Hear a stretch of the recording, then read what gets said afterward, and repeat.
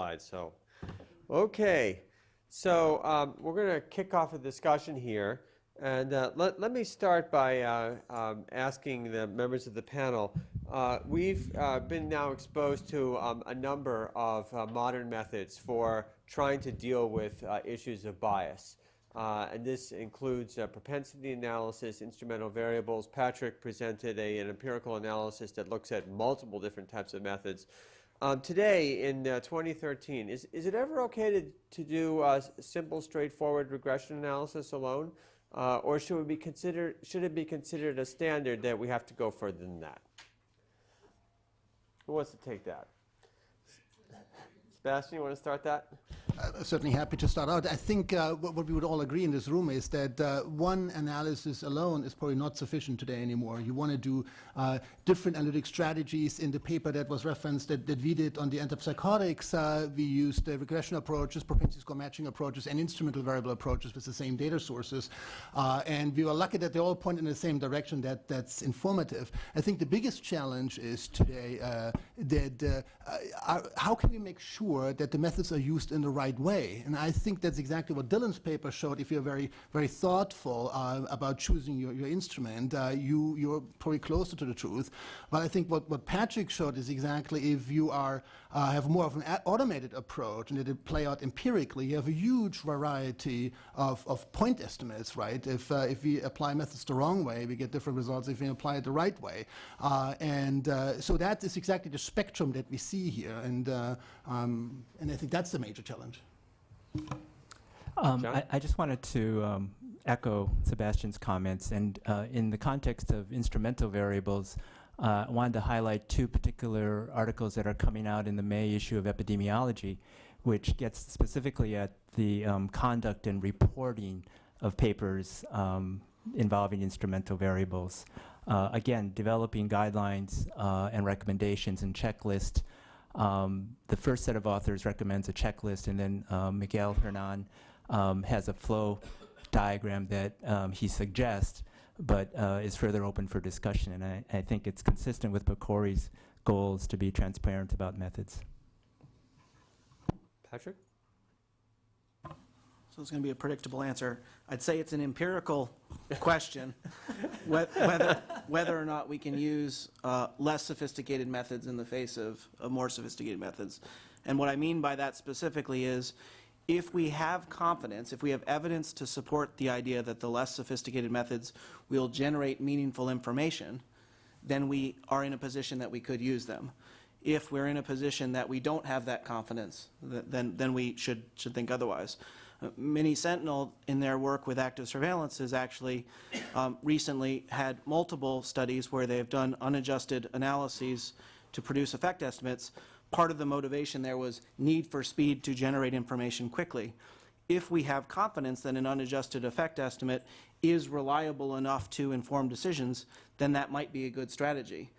If we're in a position that the evidence that we don't have confidence in discrimination, that we're concerned that there's significant bias or variability in the estimates, or that we have some evidence to suggest that the coverage probability might be far from nominal, then we might want to reconsider those decisions. And where does that confidence come from?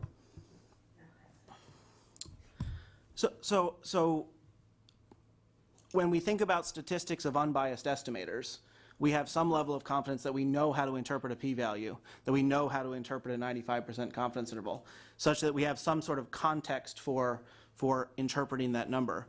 I guess I would submit that in observational studies, we typically feel like we know that it's an estimate close to where it should be, but we don't know how far off it could be.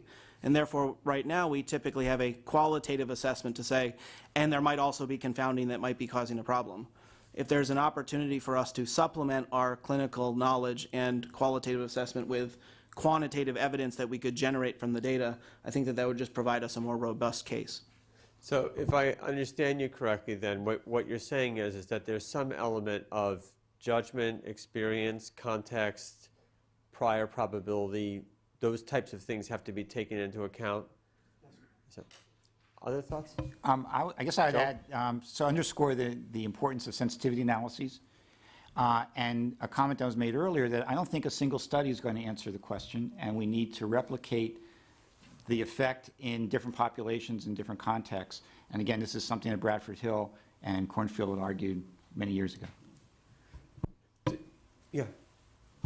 Yeah, I'll also on echo Joel's point about the importance of sensitivity analysis. I think Patrick's work is really important in providing a context for the sort of empirically. I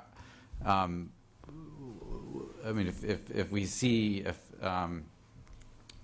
odds ratios of 2, is that what's the chance, that there's actually a real effect? I feel like there might be fruitful for a lot more work on kind of to think about how to report sensitivity analyses in a way that is going to be useful to clinicians and decision makers.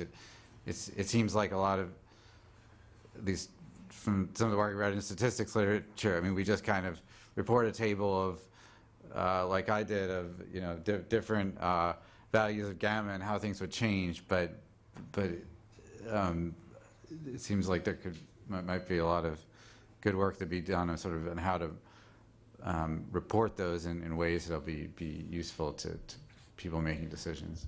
So when you're referring to a sensitivity analysis, what you're saying is how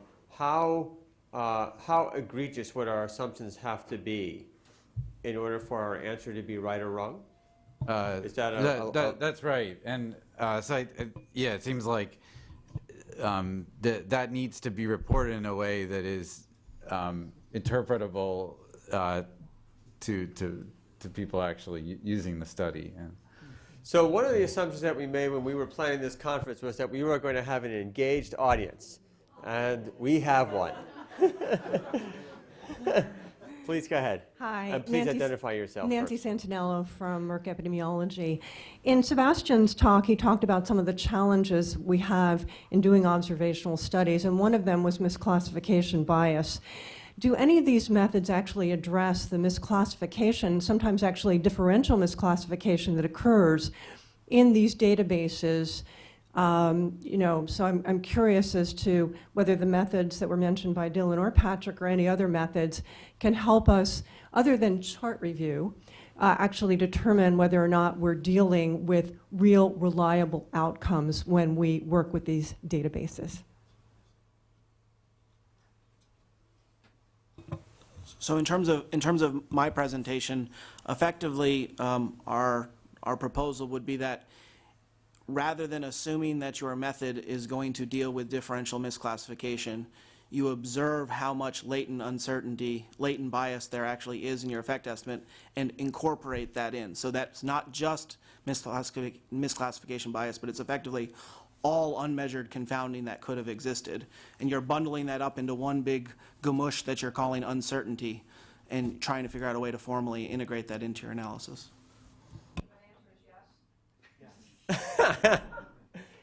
Yes. Hi, Mitch Gale, NCI. I like both the talks. I thought they were both excellent. But I wanted to follow up on Joel's challenge to Dr. Ryan to try to give us a little bit more insight into why you got a positively skewed relative risk estimates in presumably negative drugs that are negative. And I wonder, for example, have you had a chance to follow up on some of those drugs by looking at the clinical trial literature, which would give a direct estimate?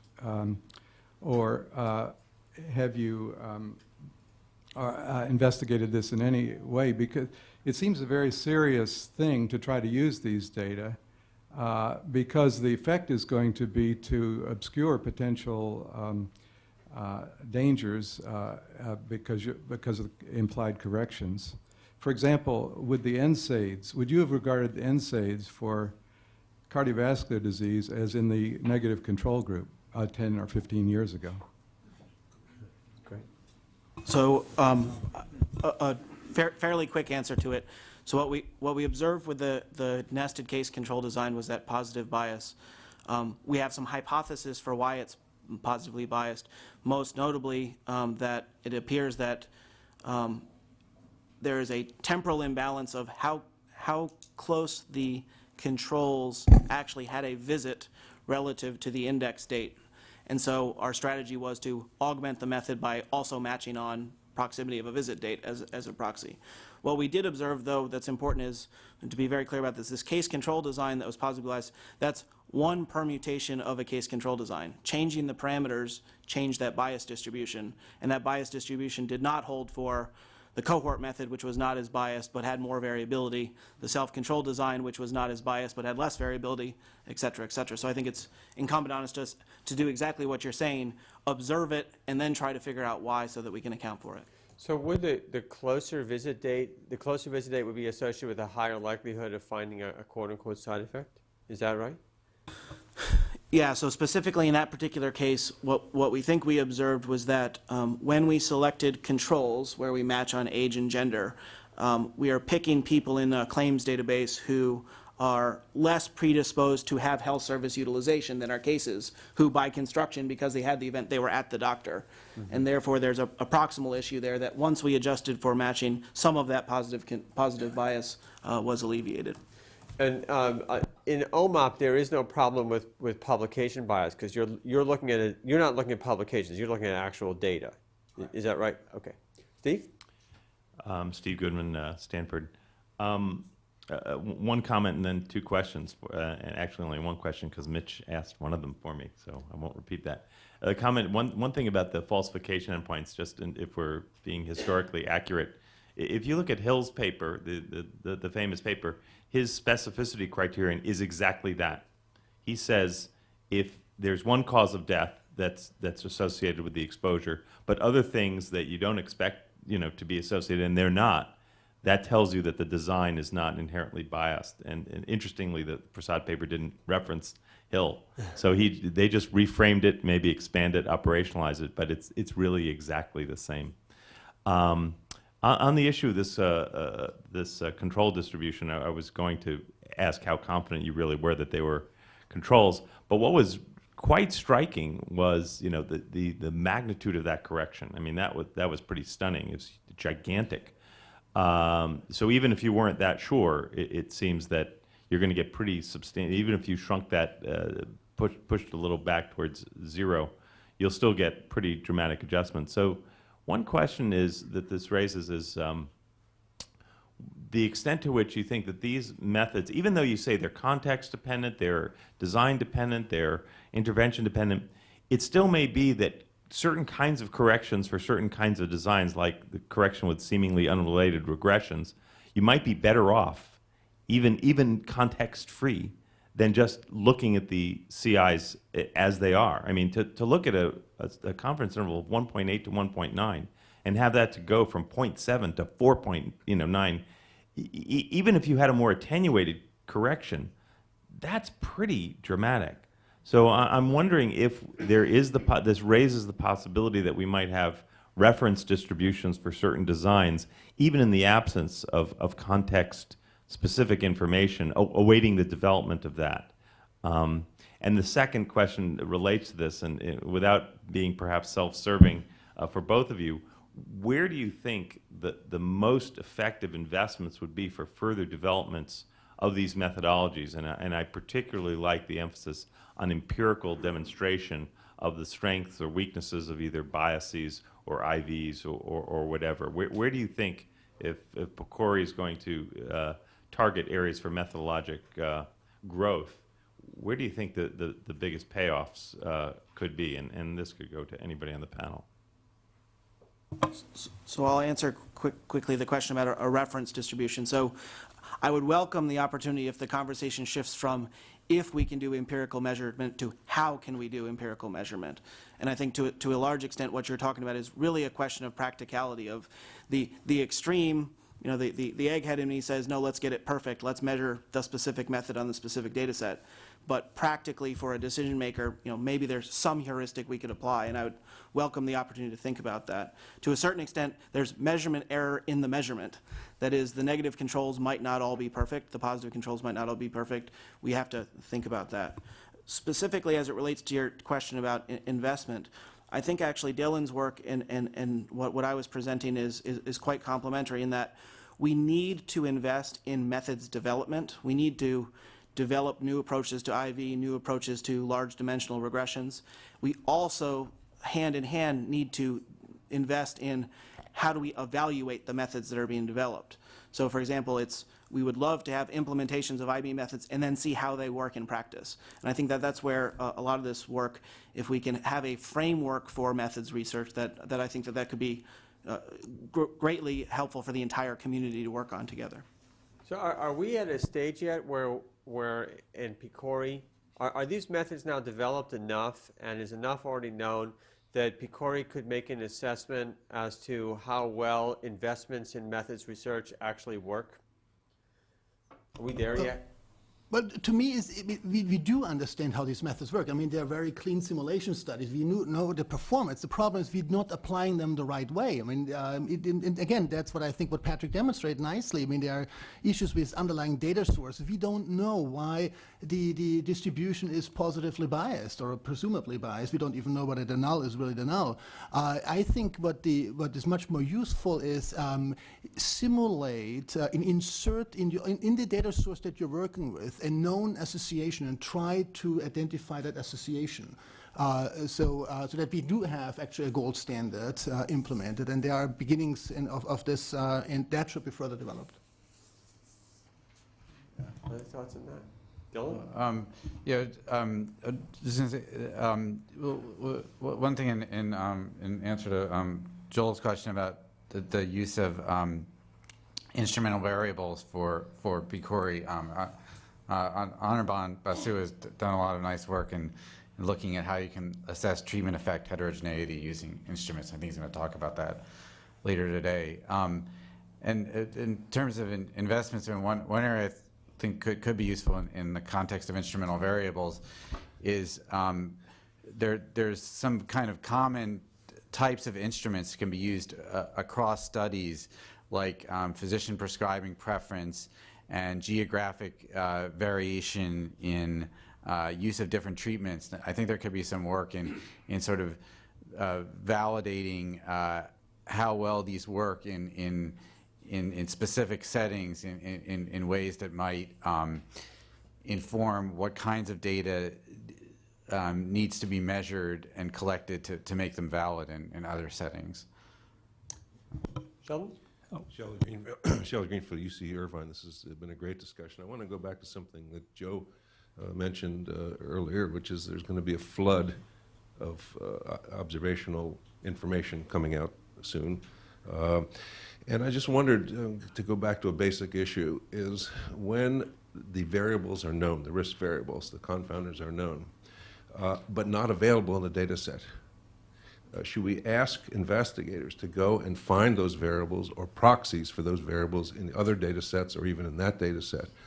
Or in other words, hold it to a standard that randomized trials are held to, which is you don't do a randomized trial unless you spend a year and get it right. Or alternatively, per our discussion today, if somebody submits something and doesn't include one of the approaches that you're that I know are maturing right now, should that also be a criteria for rejection? In other words, should there be an attempt of some kind to do some adjustment, methodologic adjustment of the result, as opposed to just letting everybody's concern, which is all these observational studies are going to happen, and we're going to have extremely great difficulty in interpreting. And who are you? Is this question being addressed to journal editors, to reviewers? Yes. To I mean, the people in this room. I mean, we have these are practical issues. Those people who review PCORI grants, for example, or NIH grants, for example. Peer reviewers of grants. I think this question actually is linked to Steve Goodman's last question. I think PCORI could invest in being sure that the observational databases have the variables that we need, including outcomes, that will be useful for doing the sorts of investigations we want to do. Yeah, I'll speak from one set of experiences that I've had, which is I'm part of a big observational study on prostate disease, and the core of it are claims data, but over half the variables have been collected separately through other data sets. And basically all the relevant variables going back for 20 years are in there. But that can't always be done. or it can't always be done perfectly. So I just wanted to raise the question for everybody. Should the methods be used? Should we use Patrick's method, let's say, or something like it, as a requirement for funding a study, even though it may not be quite ready for prime time yet, or should we, and ask people to do something about it before we fund studies? It's a great question. I think there's obviously some difficulty in trying to have people go back and obtain data retrospectively for unmeasured confounders. There's some biases obviously involved in that. Going back to the prior question in terms of priorities, on the list of measured potential confounders, there's a clear list of multiple methods, and the robustness of the outcome you can check doing it multiple different ways. I think some research needs to be addressed in terms of instrumental variables because, as you all saw on Joel's list, it's the only method we have right now for unmeasured confounders. And I like the notion of doing simulations where we know what the outcome should be. I've sat on review committees where grants have been rejected because they don't have strong IVs. After they criticize them for potential unmeasured confounders using standard statistical measures. So in the resubmission, it was rejected also. Yes. Dean Follman, NIH. I'd like to thank both of the speakers for very interesting talks. I thought they were very insightful, and I learned a lot from them. I wanted to, I guess, tie a couple of comments that have been made earlier before, and amplify the last sentence, I think it was, that Dylan talked about. So one of the things I think we have great opportunity here with these new databases and so on is to think about the effect of design, new kinds of designs that might be unique and helpful for these situations. Dylan mentioned design at the end of his talk, and just to expand on that and to put it in slightly different words, if we think of instrumental variables, they're great if they work, but you have to be like really clever to think where you can find one, and it's very context specific. And then also you always worry about bias for these sort of uncovered randomizations that might not be really randomizations. And then on the other hand, we think about randomized clinical trials. They have very strong quality of evidence, but they're very expensive, burdensome. You have to get informed consent on everyone. You have to have IRBs, and so I think the idea of what Dylan was talking about, where you basically control these instrumental variables, I think of them as sort of randomization without informed consent, or maybe like doing community randomized trials within the context of a database. Google, Microsoft, and others do this kind of thing routinely, where they just, let's think how we can randomize here without getting informed consent. They don't even think about that. But I think, if the healthcare, Kaiser, and so on would think about that, maybe they could have these great instrumental variables that have the strength of randomization, but don't require informed consent, and you can get much stronger, reliable inferences from those. And just to finish up, I want to mention an example of this. So in vaccine trials, this idea of a stepped wedge design. So let's suppose there's an effective HIV vaccine. I'm the Ministry of Health in Malawi, and I'm going to roll it out. Well, I could just roll it out haphazardly, or I could say I'm going to randomize the provinces. Maybe there's 12 of them. The first province, I'll give the HIV vaccine in March through June. And the second province, I'll do it July through September, and so on and so forth. So you've done sort of a randomization without informed consent. You've done a designed instrumental variables. You get great quality inference. The drawback here is, once again, it has to be kind of context specific and so on, and so there's still requirements for cleverness, but still I think it's a great idea, and I think the issue of design is really exciting and could be powerful. Thank you. Yes. 2 questions from the web audience. From James Soros at HHS ASPE.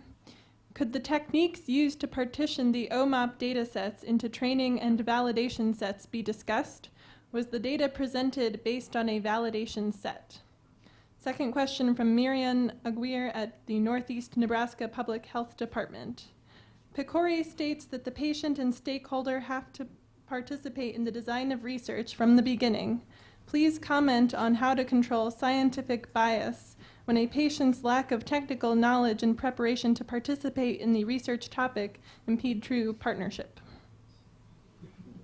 Okay, those are easy. I'm gonna grab the first one and let everybody deal with the second one. So to the technical clarifying question, so our unit of analysis and what I showed was the drug outcome pair. And so for purposes of producing our metrics, we did leave pair out cross-validation as an approach to estimate those distributions that I showed. Yeah, the second question is really interesting because there has been just a substantial amount of literature on innumeracy in our society. How well do people understand statistical concepts? And in fact, the way Kahneman and Tversky started their careers was they asked a question which they thought was pretty simple and obvious, which is whether or not people are good, intuitive statisticians. And they figured that the answer had to be yes. And they did a few experiments to test that and found out that the answer was no, and then they went on to do decades of landmark work. So that's a really interesting issue that we're dealing with as Picori is spearheading this interest and movement in engaging patients in clinical research. Is how do we deal with innumeracy, not only among patients, but also among doctors and lots of other people. Any thoughts about that? So it's, to me, trying to address them at the level that's most relevant for patients and their perspectives. And from a physician standpoint, if we think which is often done, physicians as pilots for an airplane, what patients help contribute is the destination that they want that plane to land. So as we think of the potential patient outcomes for the various relative risks that Patrick's calculating, it may be the case that some of those outcomes are much more important from a patient perspective than others. He's calculating relative risk currently for statistical reasons, but they may also be interested in the absolute risk. And to me, trying to have that conversation, that's what this research is trying to get at, especially if Patrick is looking for a new serious adverse event. Is that important to them, and at what level is it important, will help him set sort of the tolerances for discovery. Jamie Robbins, Harvard School of Public Health. I think there are several attitudes to take towards what Patrick's doing. As he knows, I'm a huge fan of what they are doing because they've thrown down the gauntlet. I mean, it doesn't matter. The final thing, which I don't agree with, is use these empirical distributions to make decisions. What he showed is something gone way wrong. And the question is, what's gone wrong and how to fix it? Now, and everything, I think, is sort of, so here's one suggestion. So I'm going to tell you what people who think it's gone wrong might say. One thing is you're combining lousy studies with good studies. I mean, if you wanted to look at, in a trial, death of mammogram, you're interested in death from breast cancer. If you used all deaths, you aren't going to detect it. There's just noise there. So it's incumbent to the people who say there's noise to show where the noise is. And one of the ways, which I don't know if you've tried, is those who say, I can tell, give them the data without seeing the drug and say, are you accepting this for the New England Journal or JAMA, or are you rejecting it? Let's have Sebastian and other people put up, or, can they tell the good ones from the bad ones? This is an easy experiment. The second criticism I would have is everything, you learn from statistics that everything is trade-off, bias versus variance. There's a huge bias versus variance. Susan and I looked at some of those. I'm a doctor. Some of your positives and negatives seemed pretty weird and some of your positives I couldn't find in the medical literature. I mean, it's not clear. But some of them are very clear. But this is the bias variance. If they're so clear to you, they're clear to the doctors. So when someone has a past history of GI bleeding, you're not going to give them the one you know that causes them. You're going to give the other one, and then they're going to GI bleed, and you don't have the data past GI bleeding to control, and you're going to find exactly what you're finding. To the extent that that doesn't happen, that means the doctors don't know, and I believe that means you don't know, because there's not good data. So there's a systematic bias in what you're doing. The solution to that, I think, which a lot of people thought of, including me, is you take good databases, really good ones. This is what I wanted to do, get people who brag about how they can not only have statistical methods, but know how to stop bias, have them analyze it in good electronic databases. You know, Nurses House, the best place you can find, then have the same people try throwing out the data, like past GI bleeding, and doing it with the data you have, and see just how different we are. If we start getting gross signals when we don't have these things, then we have a suggestion about what your problem is. So do we have a sense of, I think what is being asked is very interesting. Do we have a sense as to how much of the problem, the bias that we observe in many of the studies that we do, how much of that is related to issues inherent in the data as opposed to issues inherent in the way we analyze the data, even if the data are absolutely excellent? Get some thoughts about that. And then we'll go to the next questioner. Anyone? You know, I was just reading this terrific book that it got great reviews called Naked Statistics. It's written by a guy named Charles Whelan, who, well, he was an economist, I think, at the University of Chicago. Now he's at Dartmouth. It's very entertaining, and most of the concepts that he deals with in there are concepts that we probably are all familiar with. But he made an interesting comment in there. He said, we often hear that people lie with statistics, and he said, that's not really right. People lie with data. So I wonder what your thoughts might be about that. This is an interesting point. The question is, how much of our problem is related to issues with analysis as opposed to issues with data? Well, it's clearly a combination of both. You will probably hate me for saying that, but I don't think that you can really fully disentangle that.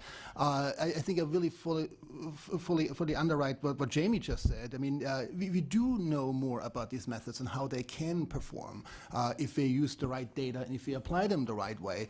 And therefore, I think it's the right approach in principle, what Patrick's doing, but in this early stage, we are underselling what we know about observational research, right? So the confidence limits that you are providing, there might be really in a particularly pessimistic sense, and the fact that the certainty that you have about your gold standard is also related with regard to the potential bias that you will have, exactly the way Jamie presented that is something that needs to be sorted out. Mark? Mark Latke from Stanford. Very interesting talks. I kept wondering, though, listening to both Patrick and Dylan, about the idea that maybe what we need to figure out is when do we have like a caution light or a stop sign when we do something with one of these designs and say, you know, Patrick, you're looking at your data and you're saying, oh my goodness, you know, we're getting these huge signals for things that we don't think really cause GI bleeding. Maybe we shouldn't even try to use these controls. Maybe we need to go back to the drawing board and try another set of controls. And for Dylan, it's like, okay, I have this instrument, and it turns out it's only gets a differential effect of 5% between the groups. You know, that's just not enough. I'm just going to give up and I'm going to go back. Or how often do you just press on and you know, say, okay, I'm going to use this and I'm going to use a bunch of fancy tricks to try and get around it. So could you guys give us some guidance on when you might think that, you know, the bias is too much or the instrument's too weak or something for us to just kind of throw it out and start all over? So in terms of the work that I was sharing with you, to a certain extent, I would say by measuring alternative methods, you can determine which method has more desirable operating characteristics, which one discriminates best, which one has less bias, which one has better coverage. And all else being equal, if you have the option of doing two analyses, I'm going to pick the one that has the preferred operating characteristics. If I find myself in a situation where no matter what methods I apply to a given data source, I fail to achieve appropriate discrimination, or I fail to account for bias, that's probably, to your point, a caution sign or a stop sign we should throw up and say, listen, even though in theory we think that this method should work, in practice across this large collection of negative controls, we can't seem to make the problem go away. That might be one of those times where we at least want to not necessarily stop doing the study, but maybe not have irrational exuberance about the answer that we produce. Yeah, I think that that's a good point Mark raised. And for the instrumental variable method in general, I think it might be useful to do more power calculations for observational studies. But the power calculation should be done in terms of like a power of sensitivity analysis, in terms of saying how much power are we going to have to detect an effect that is would still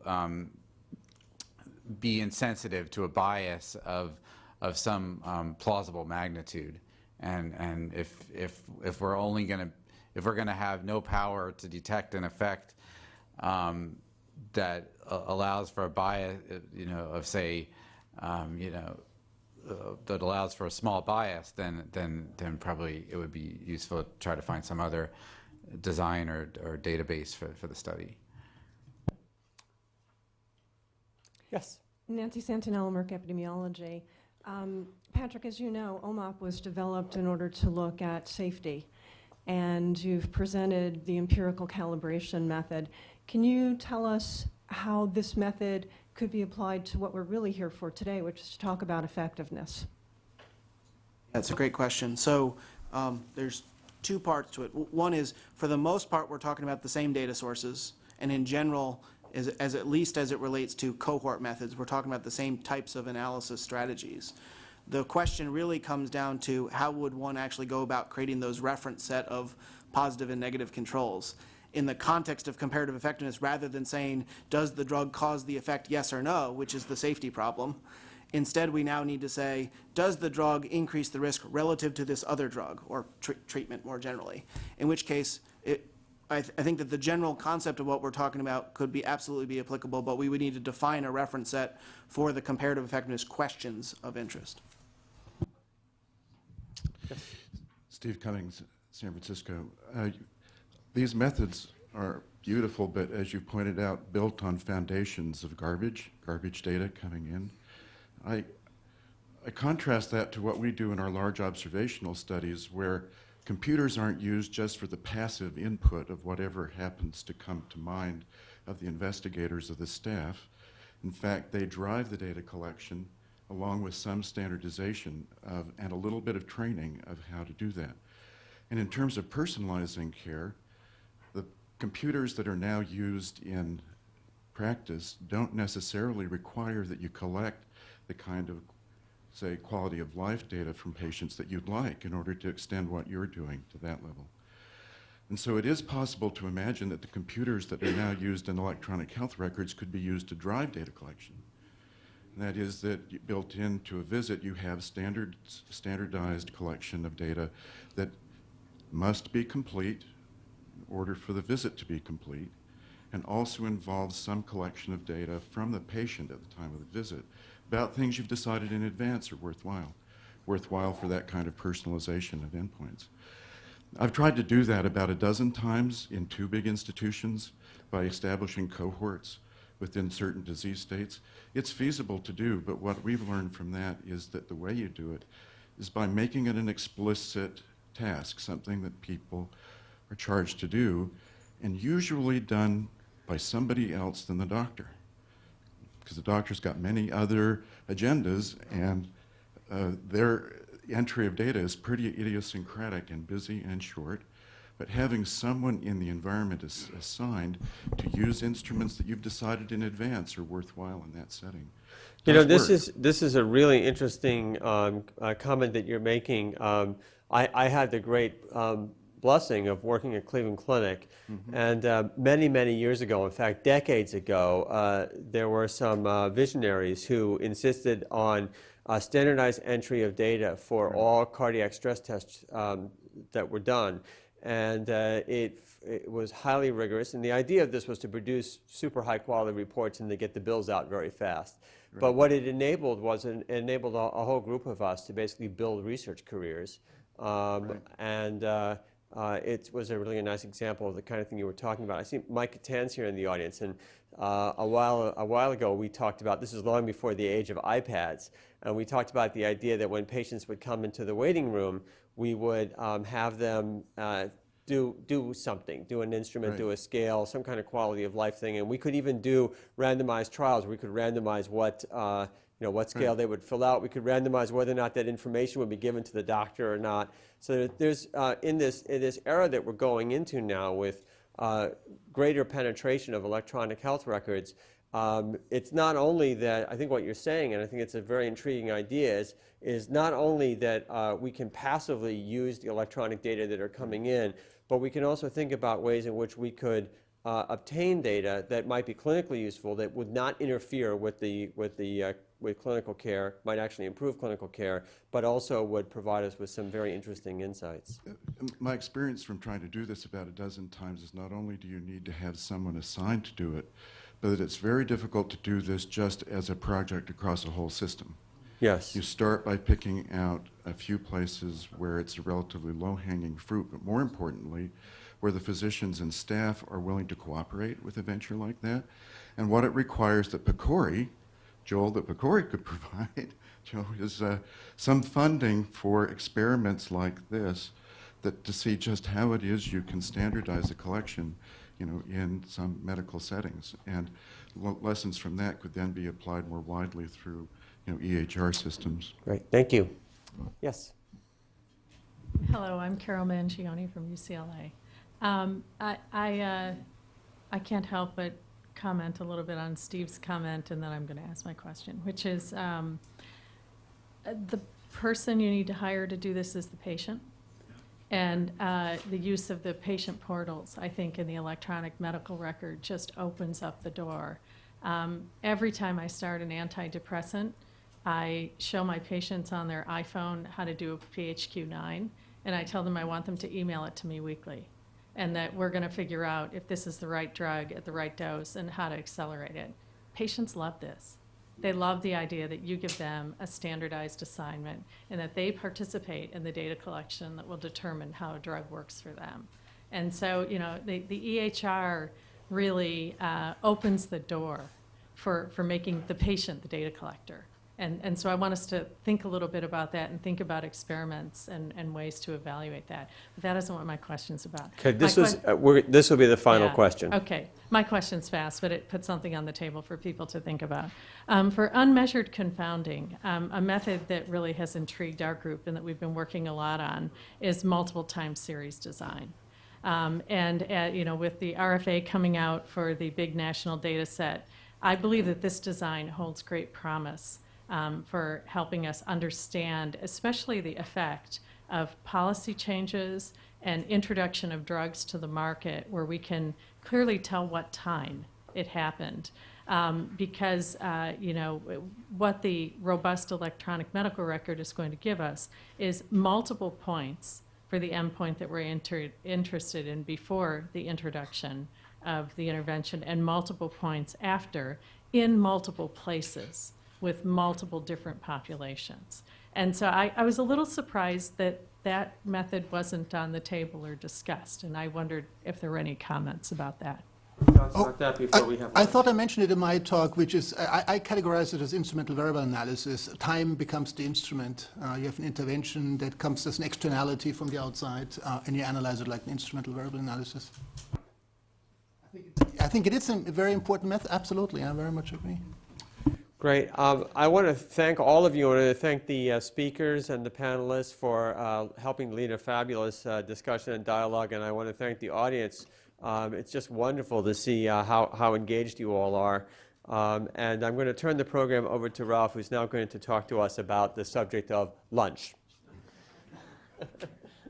So actually, we've done some empirical work on this. And lunch will be in the West Court.